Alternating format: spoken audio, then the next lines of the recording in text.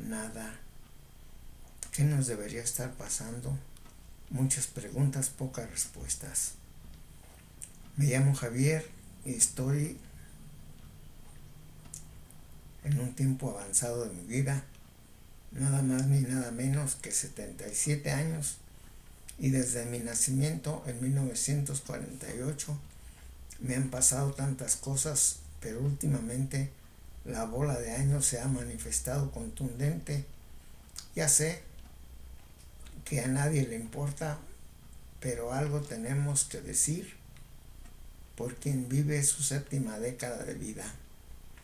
Llegando casi a su octava década de vida, las expectativas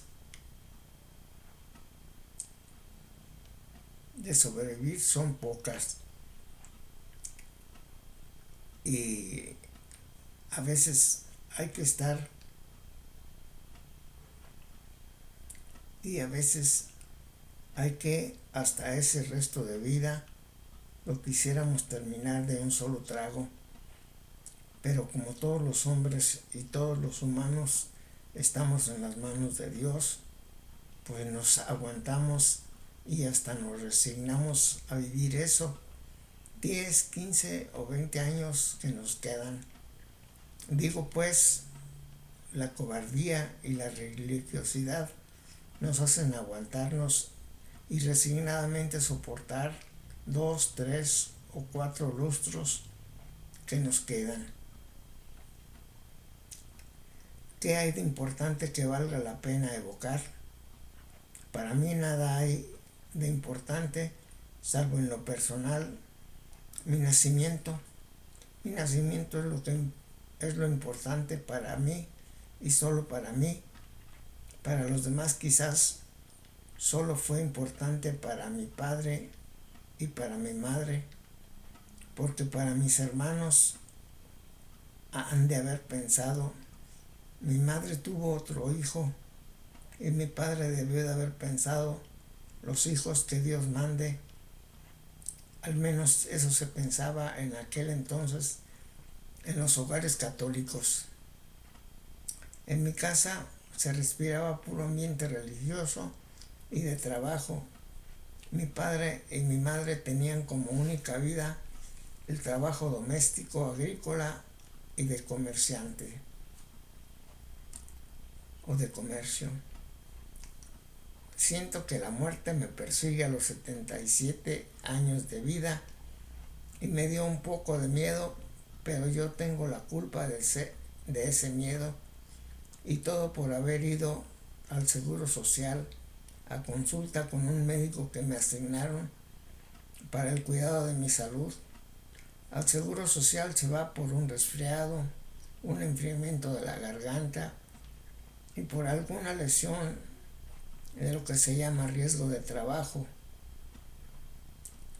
Se te forma un expediente donde te catalogan como diabético, alta presión, hipertenso o cualquier otra enfermedad propia de tu edad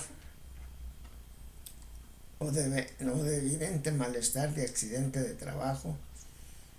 Y una vez que te clasifican y te catalogan con una enfermedad propia de tu edad, pues ni quien te quite ese registro. Ahí quedan catalogados para la eternidad como diabético o hipertenso. Ahora sabemos que cada profesionista vive de su profesión y del grupo de pacientes que le toca atender y que también necesariamente pertenecen a algún grupo social, político o económico determinado. Si tienes algún pariente laborando en el seguro, sea un médico, alguna enfermera o algún empleado administrativo, ya tienes alguna esperanza. Si cuentas con algún pariente incrustado en ese ambiente laboral y de la salud, pero si es todo lo contrario, ya se te arruinó la vida y sirves para solamente un conejillo de indias. Hay mucho que decir de los hospitales públicos y privados, pero no hay que alarmarse ni por qué quejarse de más, pues la vida de cada hombre tiene un principio y un fin, y a todo individuo cuando te toca, y los médicos dirán, no hubieron medicinas, no nos las surtieron.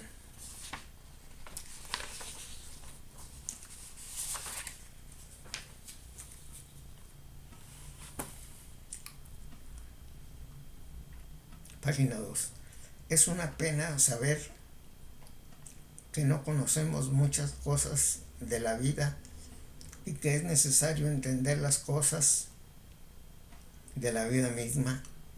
Hay que entender que existen muchas incógnitas sobre el conocer, sobre el ser, sobre el alma, sobre la vida, sobre la muerte, sobre el gobierno, sobre la paz, sobre la guerra, sobre la ciencia, sobre la literatura, sobre la mujer, sobre el hombre, sobre la verdad, sobre la falsedad, sobre la unidad, sobre la pluralidad, sobre el espacio, sobre el tiempo, sobre el movimiento y sobre la quietud. En la actualidad, lo que es más demandado es el dinero, la sexualidad, el espectáculo, las armas, las drogas, la juventud, la belleza, el amor, la historia y muchos temas más.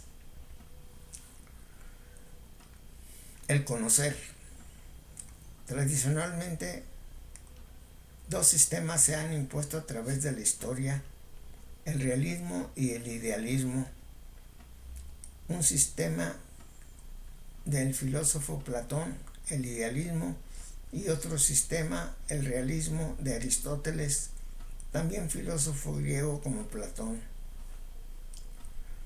No podemos decir que hubo una disputa abierta entre estos dos filósofos, pero es bien sabido que el filósofo Aristóteles estuvo en desacuerdo con su maestro Platón en varios puntos sobre el sistema del saber más conforme al hecho de conocer, pues uno sostenía que el conocimiento y el conocer se generan por los sentidos, digamos los tradicionales 5 sentidos, tacto, vista, oído, gusto y otro más, el olfato, mientras que su maestro Platón pensaba que el conocer se generaba no por medio de los 5 sentidos, sino que el conocer y el mundo de las ideas, resultado de conocer, ya era innato, es decir, que cada hombre que nace ya nace con las ideas en la mente, sin que el hombre recurra a ningún proceso cognoscitivo. Si acaso hay algún proceso,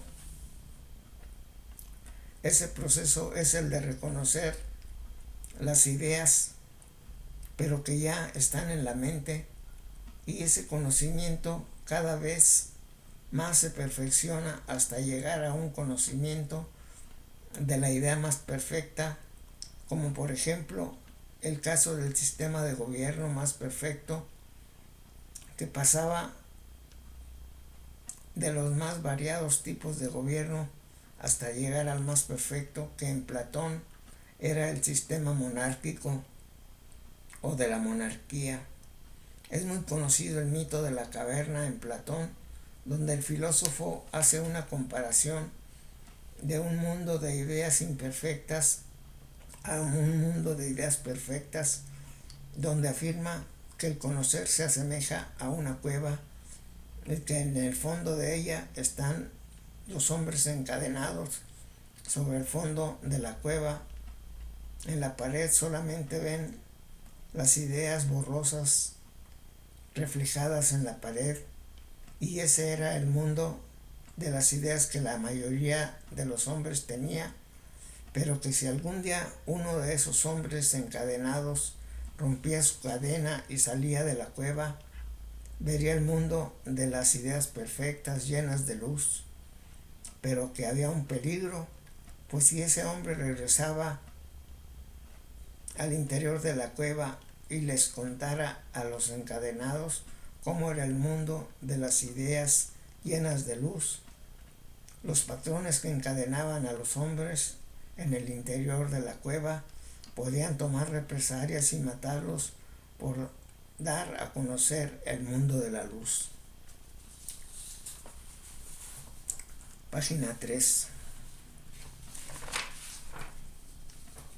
Mientras que el proceso de conocer en Aristóteles se lograba mediante un proceso de abstracción que consistía en que el intelecto agente del hombre abstraía, abstraere en su etimología, al ver una cosa, res realismus. Por medio del intelecto agente obtenía una forma, es decir, una idea de la cosa, res, en latín, y ya se generaba el conocer y el conocimiento de la cosa, res. Y ese es el sistema de conocer en cada uno de esos filósofos a grandes rasgos.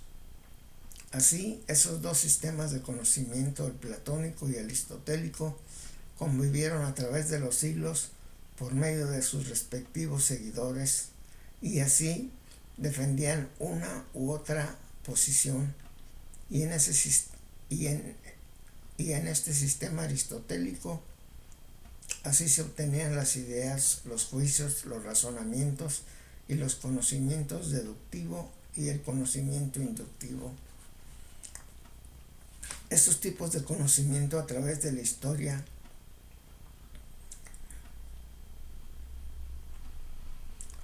y dados a conocer por sus generadores, Aristóteles y Platón,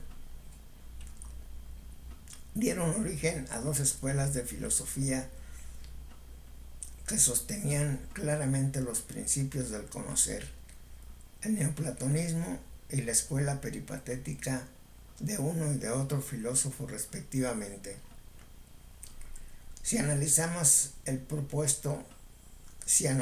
lo propuesto, ambos filósofos coinciden en su afán de dar una respuesta a su deseo de conocer, como es el proceso de conocimiento en el hombre, pero solo se puede aplicar a grandes rasgos, ya que tiene muchos aspectos, que si el intelecto agente, que si el intelecto paciente, que si lo obtenido por el hombre que conoce es una idea particular o una idea universal, que si los resultados del conocer es un concepto de mayor extensión o de menor extensión, o si es de mayor o menor comprensión, etcétera, etcétera. Por otra parte, nos podemos preguntar también qué papel juega el árbol de Porfirio. Hay pues muchos aspectos concomitantes o que aparecen al estudiar el conocimiento, que aparecen al estudiar el fenómeno del conocimiento, y nos podemos remontar hasta la teoría del conocimiento de David Hume y su empirismo, lo mismo que en John Locke, contrapuesto con el mismo profesor de Immanuel Kant. El filósofo alemán Christian Wolff, que por el otro lado era completamente escolástico, muchos que se salían del esquema escolástico terminaban siendo censurados por los filósofos tradicionalistas y terminaron con excomuniones y hasta penas de prisión por pensar diferente, como pasó con los hombres de ciencia Galileo Galilei, Nicolás Copérnico y muchos hombres. Hasta el preclaro filósofo Immanuel Kant terminó molestado por sus creencias epistemológicas, famosos en su escrito de 1770, De mundi sensibilis atque intelligibilis forma et principis, donde afirma que es posible conocer el fenómeno de las cosas, pero no su nómeno o idea perfecta. El mundo del conocimiento ha tenido muchos aspectos que van desde un escepticismo relativo a un escepticismo absoluto, a un relativismo y un dogmatismo exagerado, temas que despiertan mucho la curiosidad de la gente deseosa de conocer cómo funciona el mundo del conocimiento.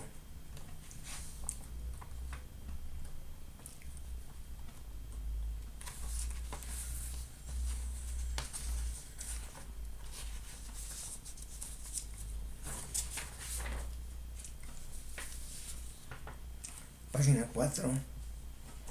Ayer cumplió años mi hermanita Margarita. Un año más y yo sin estar cerca de ella, pero la vida es así. Me acabo de desayunar, son las 6 de la mañana del día 11 del mes de septiembre. Estamos en el mes de la patria, ni más ni menos. Pasado mañana será 13 de septiembre, Día de los Niños Héroes. En México se celebra ese día porque es el día en que los niños héroes entregaron su vida para defender el castillo de Chapultepec, que era amenazado por el ejército de Estados Unidos en el año de 1847. La verdad es que en el siglo XIX pasaron muchas cosas, hechos que ya muchos olvidan, pero lo más importante es que en ese siglo el reino de la Nueva España se separa de España porque al principio del siglo el ejército inglés había derrotado al ejército español francés en Trafalgar y ya no eran respetados ni el ejército francés ni el ejército español por los ingleses, pues fue una batalla que humilló al pueblo español y al pueblo de la Nueva España. Afortunadamente, la Nueva España estaba muy lejos de España, si no los ingleses hubieran entrado también al territorio de la Nueva España en ese entonces.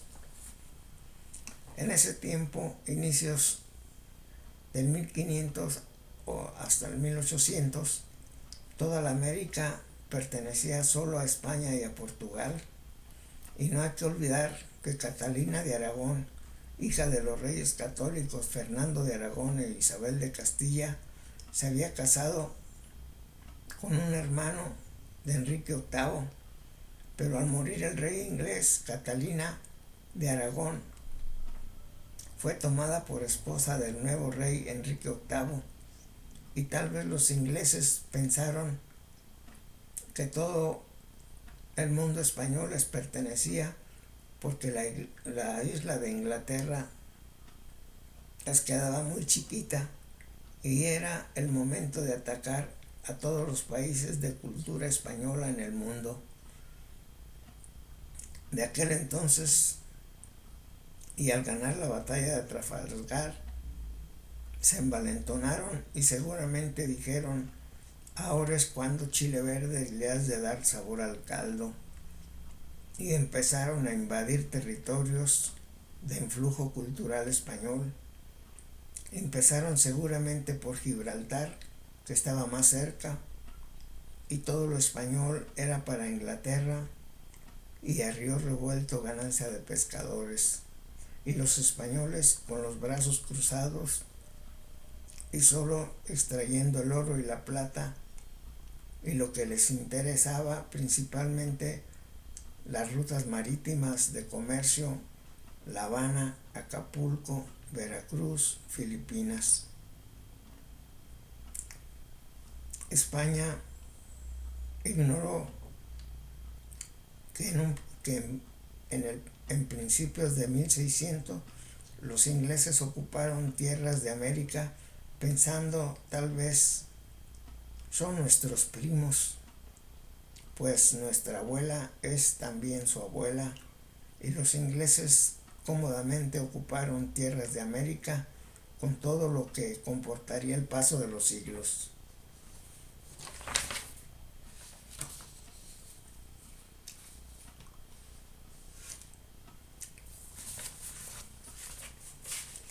bueno, un relato de acontecimientos cotidianos,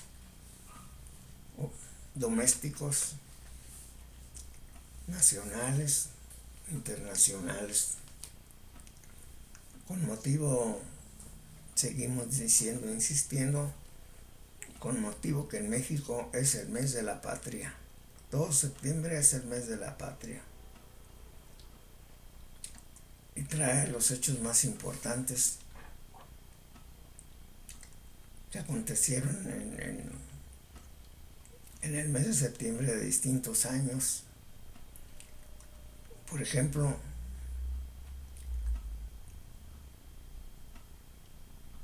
el 13 de septiembre, la defensa del castillo de Chapultepec por los niños héroes. El 15 de septiembre,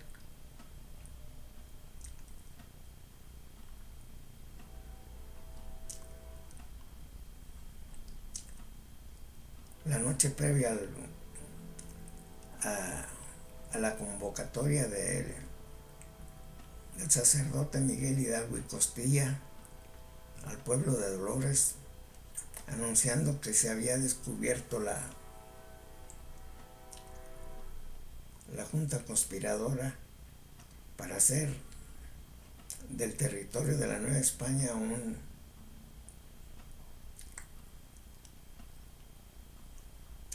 territorio autónomo, independiente de las monarquías españolas de aquel entonces, de Fernando VII. Y el 16 de septiembre, que se conmemora cada año como el Día del Grito de Dolores.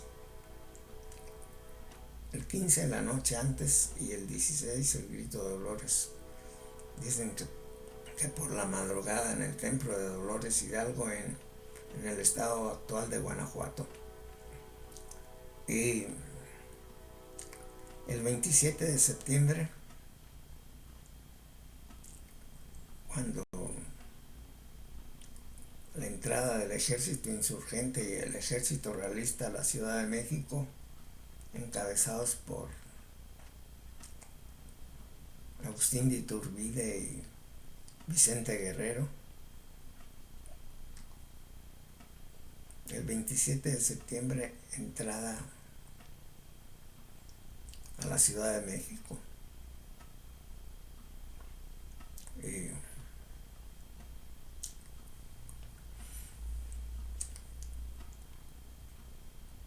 dentro de las efemérides ha de haber otras fechas importantes, pero las más relevantes son esas: 13 de septiembre, 15 de septiembre, 16 de septiembre, 27 de septiembre.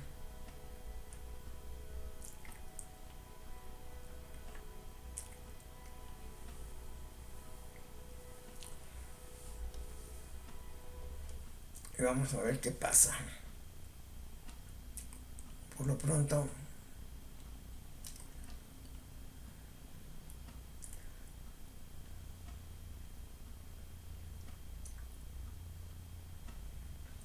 hoy en la noche, pelea de box por el campeonato mundial entre el Canelo Álvarez de Guadalajara, México, y el estadounidense Crawford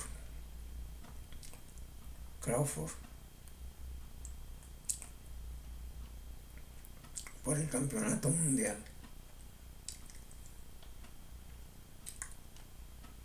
Eso es en vivo el día de hoy. Ya después, el día de mañana, pues vienen otros acontecimientos de calendario, tal vez importantes. Por el momento vamos a dejarle aquí a ver qué resulta.